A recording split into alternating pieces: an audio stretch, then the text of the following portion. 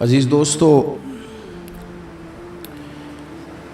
کچھ چیزیں ایسی ہوتی ہیں جن کی معاشرے کے اندر ضرورت ہمیشہ موجود رہتی ہے۔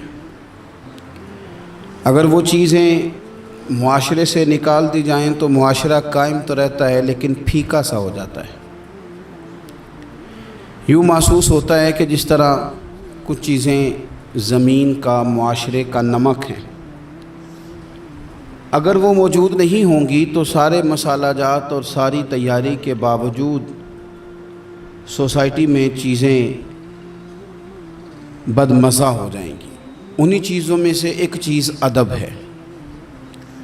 ادب اگر معاشرے سے نکال دیا جائے تو چیزیں پھیکی ہو جائیں گی، اپنا اصل حسن چیزوں کا گدلا ہو جائے گا۔ باادب لوگ جو ہوتے ہیں وہ دوسروں کو عزت دے دیتے ہیں اور اپنے اخلاق کو بلند کر لیتے ہیں۔ جب آپ کسی کا احترام کر رہے ہوتے ہیں تو آپ اسی کو نہیں کچھ دے رہے ہوتے، آپ اپنی عظمت کا بھی اظہار کر رہے ہوتے ہیں۔ کسی کو عزت دیتے وقت آپ کے اخلاق کا بھی پتہ چل رہا ہوتا ہے۔ اخلاقی قدریں مضبوط ہوتی ہیں احترام کرنے سے۔ مذہب اسلام اتنا سونا ہے، اتنا پیارا ہے، یہ دین اتنا ٹھنڈا اور اتنا میٹھا ہے کہ دھرتی کے سارے حسن سمیٹ کر اگر ایک لفظ بنایا جائے تو وہ دین اسلام بنتا ہے۔ یہ دین اتنی خوبصورتیاں بانٹتا ہے، اگر دین اسلام کی مختلف تشریحات کرتے کرتے یہ کہہ دیا جائے نا کہ یہ دین ادب والا دین ہے، احترام والا دین ہے، توقیر والا دین ہے، ہر شخص کو مناسب عزت، یعنی نبی پاک علیہ السلام نے استاد کی عزت بیان کی، باپ کی عزت بیان کی، بوڑھے کی عزت بیان کی، امام کی عزت بیان کی، عالم کی عزت بیان کی۔ کچھ بھی نہیں تھا، بالکل ان پڑھ تھا، سادہ تھا، پر مزدوری کر رہا تھا، حلال کما رہا تھا، ہاتھوں پہ چھالے تھے، قربان جائیں۔ میرے محبوب نے فرمایا یہ جو حلال کما رہا ہے نا یہ بھی اللہ کا دوست ہے۔ اس کا بھی احترام بیان کر دیا، اس کا اکرام بھی بیان کر دیا۔ تو نے ہر شخص کی قسمت میں یہ عزت لکھی اور آخری خطبے کی صورت میں وصیت لکھی۔ نبی کریم صلی اللہ علیہ وسلم نے لوگوں کو احترام دیا۔ اللہ کے محبوب علیہ الصلوۃ والسلام، آپ دیکھیے حضور نے اس عورت کی بھی فضیلت بیان کی جس کے گھر کے اندر اولاد پیدا ہوتی ہے، اور اس کی بھی فضیلت بیان کی کہ جس گھر کے اندر اولاد پیدا ہوتی ہے پر جلدی چلی جاتی ہے، انتقال ہو جاتا ہے کسی بچے کا خدا نخواستہ، اس کی بھی فضیلت بیان کی کہ جس کا خاوند موجود ہے اور وہ خاوند کی خدمت کرتی ہے، اور اس بیوی کی بھی فضیلت بیان کی جس کا خاوند انتقال کر گیا پر وہ اپنے بچوں کی پرورش کرتی ہے۔ حضور فرماتے ہیں سب سے پہلے جنت میں مجھے وہ عورت نظر آئے گی۔ تو ہر شخص کے لیے حضور نے احترام بیان کیا، اکرام بیان کیا۔ ہم نے چونکہ بدگمانیاں پیدا کرنی شروع کر لی ہیں تو معاشرے کے اندر بسنے والے لوگوں کے بارے میں ہمارے دلوں میں مختلف وسوسے آ جاتے ہیں، مختلف وسوسے۔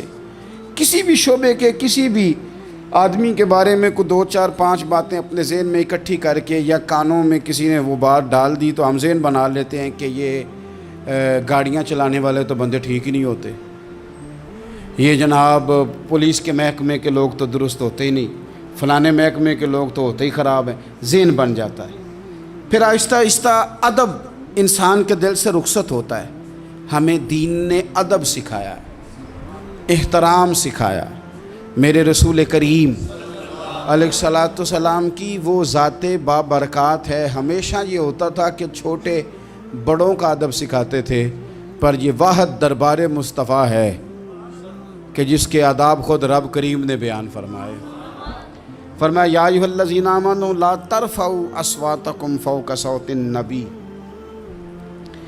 آپ کبھی آیت کے انداز پر غور کریں، کہا اے ایمان والو تمہاری آوازیں میرے نبی کریم علیہ السلام کی آواز سے اونچی نہیں ہونی چاہیے۔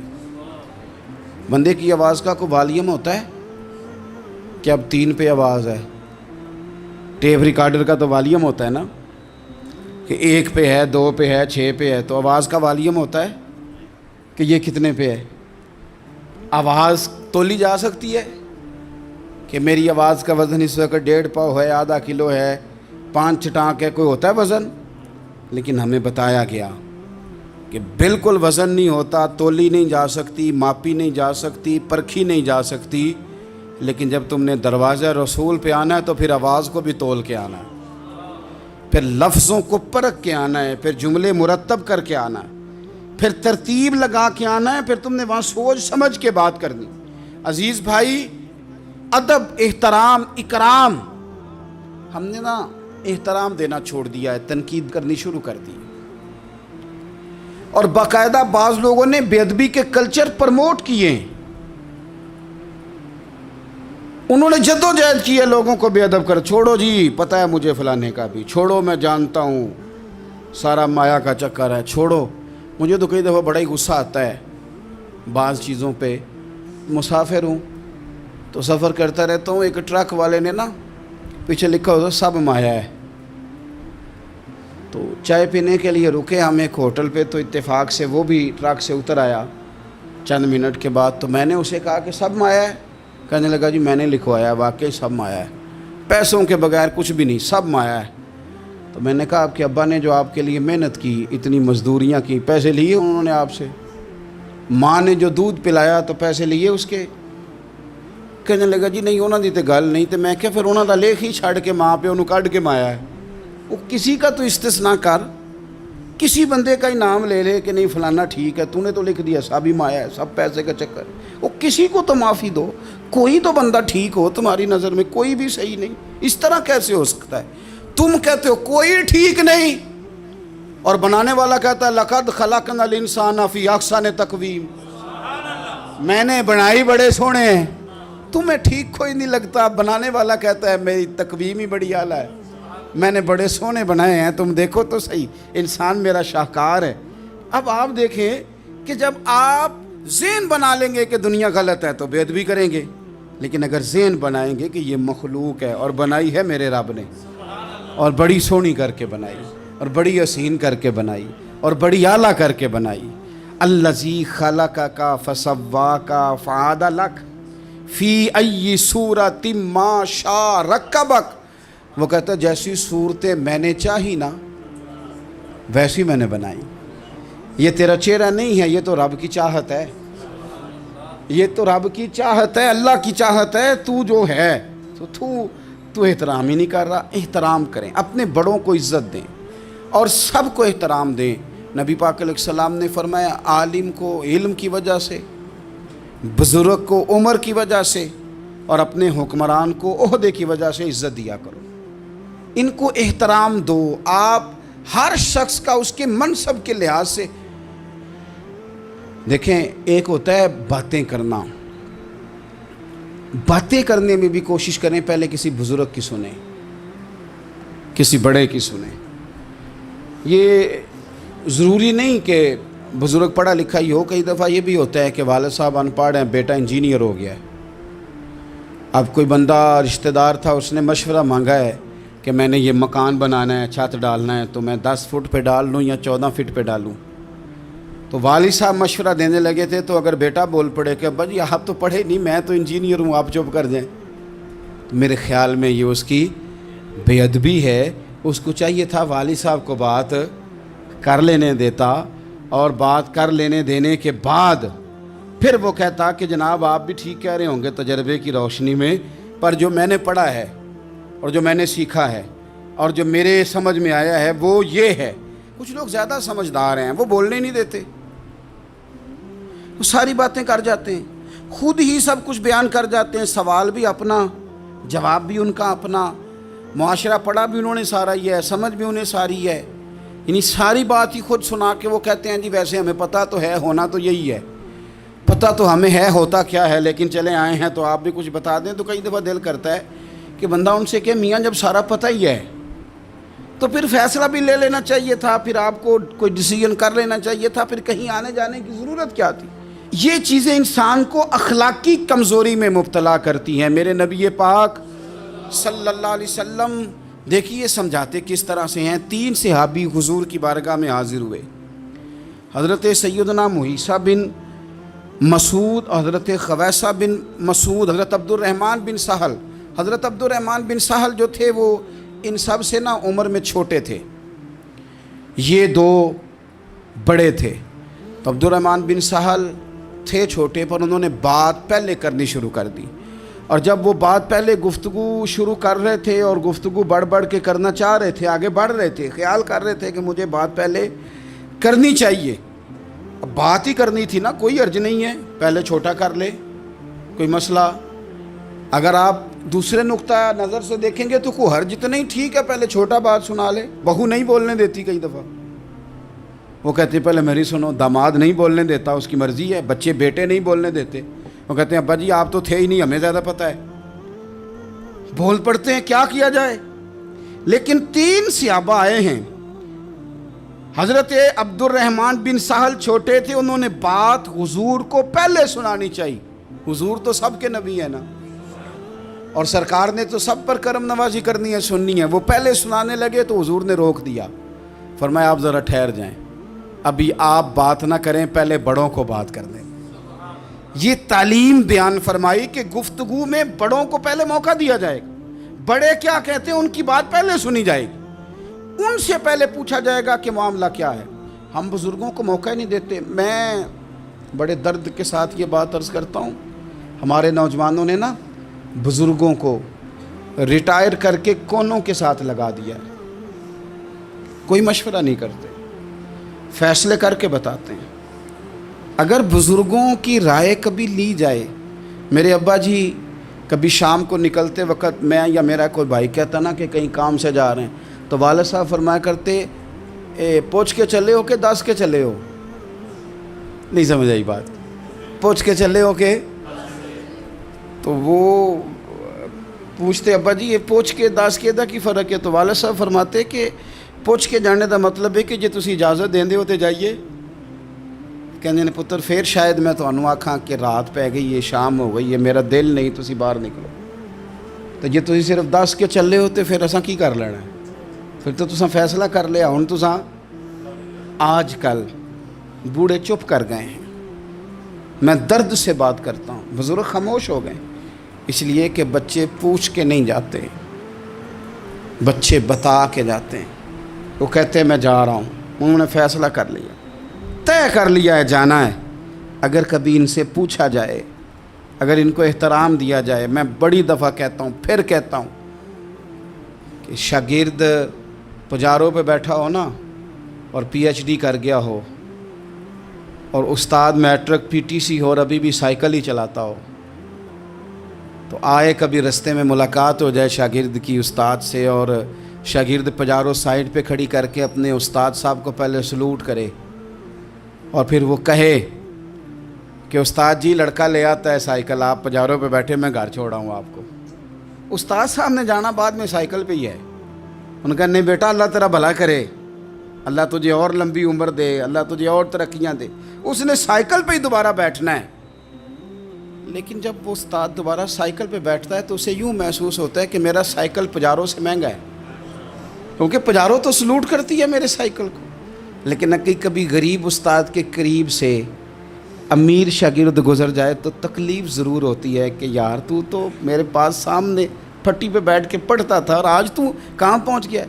جب ہم احترام کرتے ہیں تو سوسائٹی میں قدریں بڑھتی ہیں یار۔ لوگوں کو کیا مثلاً فرق پڑے گا اگر آپ اماں کو راضی کر لیں؟ کیا ہوگا؟ ماں بیچاری کی ساری زندگی پردے ڈالتے بیت گئی، ابا نے آ کے پوچھا کہاں گیا وہ کہتی ادھر ہی تھا، مجھے بتا کے کہ ابھی آ جائے گا، وہ مجھے کہہ گیا تھا کہ میں نہیں ادھر ہی تھا، کچھ بھی نہیں، ایسی کوئی بات ہی نہیں۔ ساری زندگی پردے ڈالتے بیت گئی۔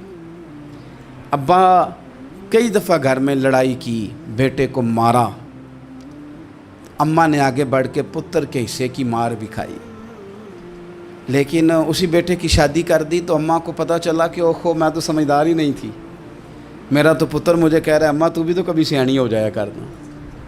اگر وہ بولتی ہے تو تو ہی چپ کر جا، تو پھر اسے احساس ہوتا ہے کہ اوہو میں تو ساری زندگی بیوقوف رہی، میں تیرا دفاع کرتی رہی، تیرے حصے کے تھپڑ کھاتی رہی، اور مجھے آج تو نے بتایا کہ تو سیانی نہیں تھی، آج تو نے بتایا کہ تو عقل مندی نہیں تھی، اماں تجھے کیا پتا، میری بیوی کے سامنے تو ہی سیانی ہو جا۔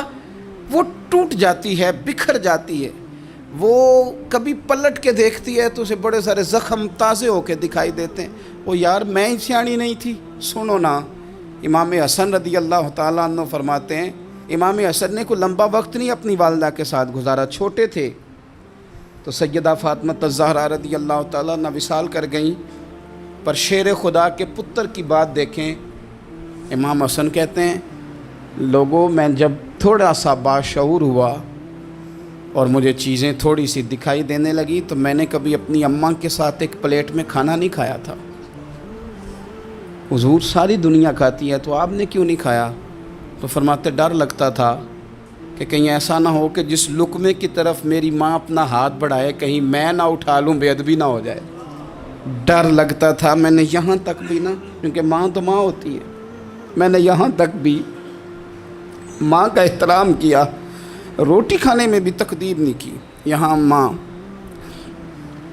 وہ کہتی ہے پیر صاحب انہوں دسیا جے نا کہ میں تانوں آکھیا سی، انہیں گلاں چانوں آکھیا جے میرے نال بولے تھے صحیح کرے، انہوں دسیو نا میرے نال بگڑ جائے گا، انہوں آکھیا جے نا میں تانوں شکایت لائی، پر نا انہوں گلاں سمجھایا جے کہ میرے نال اچھی نہ بولیا کرے، میں تکلیف، انہوں آکھیو نا۔ او یار کیا کائنات میں حضور سے بڑا بھی کوئی ہے؟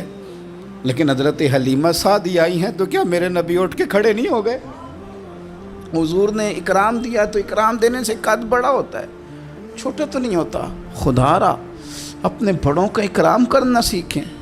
انہوں نے کسی نے آپ کو جگہ دی ہوگی، کسی نے آپ کو نوکری دی ہوگی، لیکن ماں باپ نے تو زندگی دے دی اولاد کو، جوانیاں دے دی، سارا کچھ دے دیا، اور بچے ہیں کہ سمجھتے نہیں۔ احترام کے جذبے اپنی طبیعت میں لائیں، بے ادب نہ بنیں، سوء ادب نہ کبھی کریں، آپ نہ کبھی کوئی ایسا کام نہ کریں جس سے نہ تکلیف بڑھے، جس سے آزمائش بڑھے۔ آپ احترام والے رہیں گے تو خود بھی سجے سنورے نکھرے رہیں گے۔ اپنے بزرگوں کو پہل کریں، بزرگوں کی طرف، یعنی آپ گھر کے اندر چھپا کے سیب اپنے کمرے میں نہ لے کے جائیں، چھپا کے چیزیں نہ رکھیں، بلکہ پہل کریں بوڑھے ابا سے، پہل کریں اپنی والدہ سے، وہاں سے آغاز کریں، آپ دیکھیں برکتیں کتنی ہوتی ہیں۔ میں کچھ باتیں مجھے لطف دیتی ہیں، میرے کچھ سنگی ہیں، 3 بھائی ہیں اکٹھے، مجھ سے بیعت ہیں، میرے ساتھ بڑا پیار کا رشتہ ہے، تو کبھی کبھی نا خدمت کرنے کا دل کرتا ہے ان میں سے کسی کا کہ چلیں حضرت صاحب آئے ہیں تو ہم کچھ نذرانہ پیش کریں، تو اپنے بڑے بھائی کو وہ تھماتے ہیں کہ جناب آپ یہ کام کریں۔ اللہ تعالیٰ کا شکر ہے میری جیب کم ہی خالی رہتی ہے، اس کا فضل رہتا ہے، لیکن وہ پیسے لینے سے زیادہ یا تحفہ لینے سے زیادہ یا پھول پکڑنے سے زیادہ اس بات کی مجھے خوشی ہوتی ہے کہ کتنے نرالے ہیں، بڑے کو آگے لگاتے ہیں تو برکت تو حاصل کرتے ہیں، اس لیے کہ برکتیں ہمیشہ بڑوں سے ہوتی ہیں، بڑوں سے ہمیشہ برکتیں۔ یہ پھول کا تحفہ بڑے بھائی کو دے کے جب آگے کیا جاتا ہے تو میرے دل کو اچھا لگتا ہے، مجھے قرار آتا ہے کہ یار یہ لہجہ ٹھیک ہے، یہ انداز یہ ٹھیک ہے۔ اپنے بڑوں کو آگے رکھیں، بڑوں کو کلام کرنے کا موقع پہلے دیں، گھر میں کوئی چیز لائیں تو تقدیم کریں۔ ہمارے ہاں نا اب جو استادی شاگردی آئی ہے نا یہ بڑی خطرناک ہے۔ ہمارے ایک قاری صاحب تھے، ایک مدرسے میں پڑھاتے تھے، بڑا مارا کرتے تھے، اور میں انہیں مذاق بھی کرتا تھا، کبھی کبھی عذرائے محبت مزاح کرتا تھا۔ میں ان سے کہتا تھا قاری صاحب آپ شاید مار کھا کے پڑھیں اس لیے بچوں سے بدلہ لیتے ہیں۔ تو کچھ دن پہلے، کچھ عرصہ پہلے ملاقات ہوئی تو میں ان کے ادارے کے قریب سے گزر رہا تھا، تو میں نے ان کا نا وہ ڈیسک وغیرہ چیک کیا تو ان کے پاس نا چھوٹی علیحدہ ہوتی تھی، پائپ 2 قسم کے علیحدہ ہوتے تھے، پانی والا علیحدہ اور گیس والا علیحدہ، بڑا مارتے تھے بچوں کو۔ مجھے بھی اختلاف تھا اس بات سے، میں ان کو گزارش بھی کرتا تھا، تو میں گیا تو وہ جس طرح خیر استاد کمال کے تھے، انہوں نے بڑے کامیاب حافظ تیار کیے، اور ویسے بھی بندہ بڑا بااصول، بڑے اچھے، بڑے نفیس۔ میں نے ان سے کہا کہ وہ خیر ہے، مطلب چھوٹیاں چھوٹیاں کدھر گئیں آپ کی؟ کہنے لگے حضرت صاحب نہ شاگرد رہے، نہ استاد رہے، نہ وہ ماں باپ رہے۔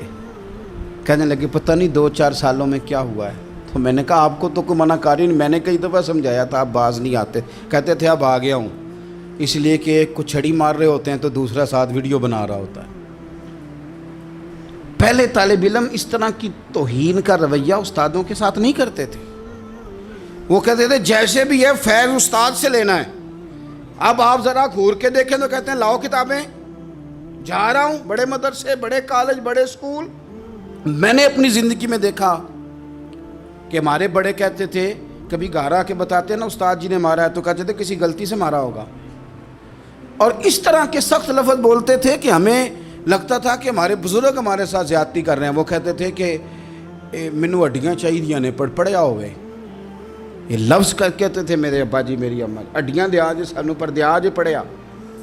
اب کیا ماحول ہے، ڈر آتا ہے، بچے گھورتے ہیں۔ ان کی اماں آ کے کہتی ہے تو 8,000 کا مولوی ہے، میرا 1.25 کروڑ کا بچہ ہے، تیری طاقت کیسی ہوئی چودھری کے بچے کو ہاتھ لگانے کی؟ اتنی تیری جرت کہ انہوں نے میرے بیٹے کو ہاتھ لگایا ہے؟ کروں گی نا کل بندے کٹھے تیری کراؤں گی چھوٹی مسجد سے، تو اتنی تیری طاقت کہ تو میرے بچے کو مارے۔ ہم نے نا پرموٹ کی چیزیں، پرموٹ۔ حضرت خواجہ حسن بصری رحمت اللہ علیہ فرمایا کرتے تھے ادب نہ ہو تو علم آ ہی نہیں سکتا، اس لیے کہ کتابیں رہنمائی کرتی ہیں، کتابوں کی ترجمانی تو استاد نے کرنی ہے۔ تو اگر آپ وہ احترام ہی نہیں ہے، وہ طبیعت ہی نہیں ہے، وہ ذوق ہی نہیں ہے، سیکھنے کا وہ خاص جذبہ ہی نہیں ہے۔ ہمارے اصحاب رحمۃ اللہ علیہ فرمایا کرتے تھے بہت سارے لوگ بڑے بڑے درویشوں کے پاس جا کے خالی آتے ہیں۔ حضور کیوں؟ فرماتے تھے اس لیے کہ کشکول سیدھا نہیں کرتے، پیالہ سیدھا نہ ہو تو خیرات آیا نہیں کرتے، ادب نہیں کرتے، احترام نہیں کرتے، پیالہ سیدھا نہیں کرتے۔ پیالہ سیدھا نہ ہو تو وہ تو جو دینا ہو وہ بھی نیچے گر جاتا ہے۔ احترام۔ ایک شخص نے نا حضرت سیدنا امیر معاویہ رضی اللہ تعالیٰ عنہ سے کہا کہ میں نے زیارت کرنی ہے حضرت امام حسین رضی اللہ تعالیٰ عنہ کی، مدینہ شریف جا رہا ہوں، میں نے ان کو پہلے دیکھا نہیں ہوا، تو مجھے بتائیے امام علی مقام رضی اللہ تعالیٰ عنہ کو میں کیسے پہچانوں گا؟ تو ابن عساکر دیکھیے گا حضرت امیر معاویہ رضی اللہ تعالیٰ عنہ فرمانے لگے تو مدینہ شریف جانا، ایک شخص لوگوں کے حلقے میں بیٹھ کے لوگوں کو دین پڑھا رہا ہوگا، مسجد نبی میں وہ چمکتا ہوا چہرہ لوگوں کو قرآن و سنت کی تعلیمات سے روشناس کر رہا ہوگا، اور فرمایا اس کے ارد گرد لوگ اس ادب سے بیٹھے ہوں گے کہ جیسے ان کے سروں پر پرندے بیٹھے ہوئے ہیں، ذرا حرکت کی تو پرندے اڑ جائیں گے۔ فرمایا جب وہ نورانیت والا ماحول تم دیکھو اور اتنے با ادب شاگردوں کے بیچ بیٹھی ہوئی ایک نورانی ہستی کو دیکھو تو سمجھ لینا وہی حسین ابن علی ہیں، وہی ہے امام علی مقام امام حسین، کہ جو اس احترام کے ساتھ لوگوں کو انہوں نے آداب سکھائے ہیں، اس طرح انہوں نے لوگوں کو سمجھایا ہے کہ ان کے شاگردوں کا یہ رنگ ہے کہ وہ تو سر نہیں ہلاتے کہ کہیں پرندہ نہ اڑ جائے۔ اس انداز میں جب لوگ، مجھے بات یاد آ گئی، امام احمد بن حنبل رحمۃ اللہ علیہ بہت بڑے محدث تھے، تو مجھے پتہ ہے اگر آپ مجھ سے پوچھیں گے نا اس دور میں فقہ سب سے بہترین کس کو آتی ہے تو میں آپ کو بتا سکتا ہوں، کیونکہ میرا شعبہ ہے نا۔ آپ پوچھیں گے صرف ناو کا استاد کون اچھا ہے تو میں بتا دوں گا کہ کہاں پہ ہے، کون ہے، میرا شعبہ ہے۔ اسی طرح سے میڈیکل کے شعبے سے وابستہ لوگوں سے آپ پوچھیں گے کہ ہارٹ کا ڈاکٹر کون سا اچھا ہے تو بتا دیں گے۔ پوچھیں گے بھئی میں نے ایک ناک کان گلے کے ڈاکٹر کے پاس جانا ہے، تو جس کا جو شعبہ ہے اسے پتہ ہوتا ہے۔ مدرسے کے بچوں کو بھی پتہ ہوتا ہے کہ کون سا آدمی کہاں بہترین پڑھانے والا ہے۔ ایک بزرگ تھے شاہ بقی الدین ابن مخلد، وہ کہتے ہیں مجھے پتہ چلا کہ اس دور میں نبی کریم علیہ السلام کی حدیث جو سب سے بہترین پڑھاتے ہیں وہ امام احمد بن حنبل ہیں، ان کو حضور کی حدیث سے جو خاص شغف ہے وہ کسی اور کو نہیں۔ کہتے ہیں میرے دل میں لو لگ گئی، حالانکہ میں امیر گھرانے سے تھا، میں کشتی میں بیٹھا امام احمد بن حنبل کے پاس آنے کے لیے، رشتے میں طوفان آ گیا، کشتی ہچکولے کھانے لگی، کسی طریقے سے ایک جزیرے کے ساتھ جا کے کشتی لگی، ٹوٹ گئی، بکھر گئی، میں جزیرے پہ اتر گیا، اور بھی کئی لوگ تھے۔ ایک مہینہ وہاں رہنا پڑا، بارشیں ختم ہوئی، موسم ٹھیک ہوا تو ایک کشتی دکھائی دی آتی ہوئی۔ فرماتے ہیں کہ وہ اس کشتی میں بیٹھا، دوبارہ بغداد کیا، مجھے سفر طے کرتے 2.5 مہینے گزر گئے، وہ جزیرے پہ مہینہ پتے کھا کے بھی گزارا کرنا پڑا۔ نکلا تھا علم حاصل کرنے، جب بغداد شریف پہنچا، لوگوں سے پوچھا امام احمد بن حنبل کا مدرسہ کہاں ہے؟ انہوں نے کہا وہ مدرسہ تو بند ہو گیا ہے، وقت کا بادشاہ مخالف ہو گیا، مسجد مدرسہ سیل کر دیا۔ امام صاحب کہاں ہیں؟ کہا گھر کے اندر قید ہیں۔ ان کے گھر کو سب جیل بنا دیا، چاروں جانب پولیس کھڑی ہے، اور ویسے بھی بغداد میں کرفیو ہے، ہر چوک چوراہے میں پولیس والے کھڑے ہیں۔ شاہ بقی الدین کہتے ہیں اتنا کچھ سننے کے باوجود بھی میرا جذبہ ٹھنڈا نہیں ہوا۔ وہ مہینے میں سفر کی صحبتیں، گو سنا تھا کہ آستانہ یار دور ہے، پر ہم نے بھی ٹھان لی تھی کہ جانا۔ گو سنا تھا کہ آستانہ یار دور ہے، پر ہم نے یہ ٹھان لی تھی کہ جانا ضرور ہے۔ کہتے ہیں پہنچ گئے، اب پتہ چلا کہ کرفیو ہے، سڑکوں پہ پولیس کھڑی ہے، گلیوں میں چوکوں چوراہوں میں پہرے ہیں، امام صاحب تک تو جا کوئی نہیں سکتا۔ کہتے ہیں میں نے ایک شخص کی منت کی، میں نے کہا کسی طریقے گاڑی بتا، کہنے لگا میں اشارہ بھی نہیں کر سکتا، سخت حالات ہیں۔ وہ کوئی طریقہ، میں نے جب زیادہ تڑپ کے کہا تو وہ شخص کہنے لگا میں ان کے گھر کے قریب تجھے لے جاؤں گا اور گزرتے وقت صرف آنکھ کا اشارہ کروں گا۔ کہتے ہیں میں نے کہا یہ بھی ٹھیک ہے۔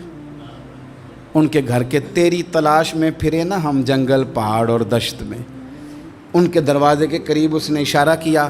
شاہ بقی الدین کہتے ہیں کہ میں گھر دے کے آ گیا واپس۔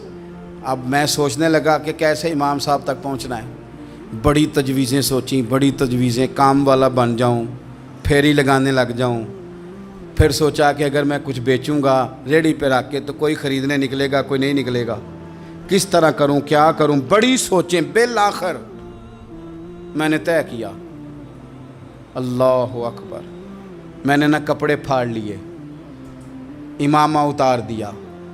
فرماتے ہیں کہ ایک پیالہ مٹی کا خرید کے گلے میں رسی سے باندھ لیا، اور امام احمد بن حنبل کی 3 گلیوں پیچھے میں نے دروازہ صدا لگانی شروع کی، فقیر ہوں، اللہ کے نام پہ لینے آیا ہوں۔ کہتے ہیں ایک ایک دینار مانگتے مانگتے مانگتے مانگتے آزم یار مناؤن دی خاطر اساں کی پیس وٹائے۔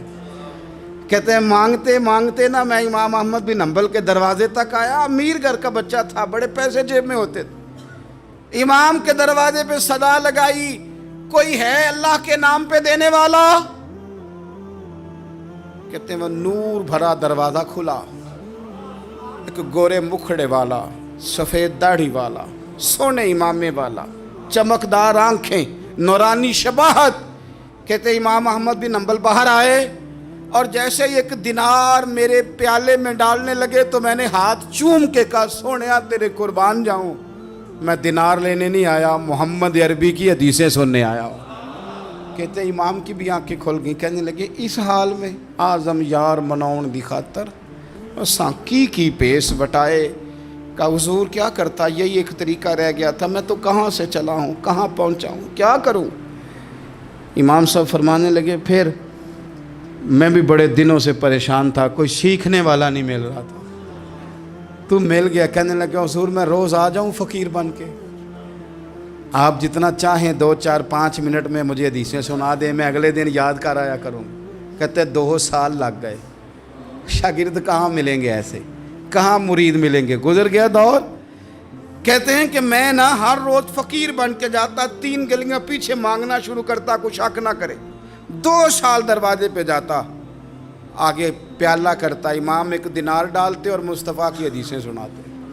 کہتے ہیں حالات بدل گئے، 2 سال کے بعد حکومت بدل گئی، امام کا مدرسہ بحال ہو گیا، رش ہو گیا۔